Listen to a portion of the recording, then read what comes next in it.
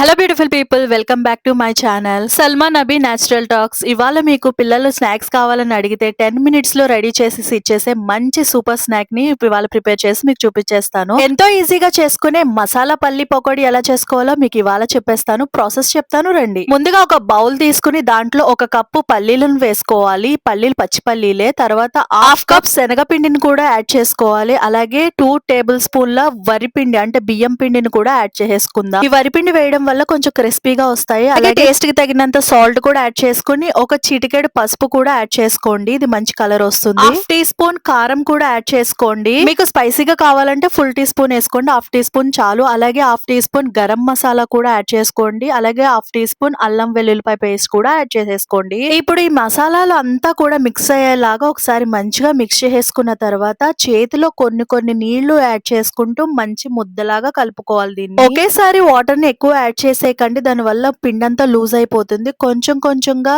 Water add చేసుకుంటూ నేను పైన వీడియోలో చూపించిన విధంగా పిండిని ముద్దలాగా కలుపుకోండి. దానివల్ల మనం ఈజీగా వేసుకోవచ్చు ఈ పకోడీ అనేది. సో అలా కలిపేసుకున్న తర్వాత ఇప్పుడు గ్యాస్ ఆన్ చేసుకుని ఒక బాణీ పెట్టుకుని ఆయిల్ వేసుకుని హై ఫ్లేమ్ లో మంచిగా ఆయిల్ అంతా కూడా హీట్ అయ్యేంత వరకు హీట్ చేసుకోవాలి. ఇప్పుడు లో ఫ్లేమ్ లో పెట్టుకోండి.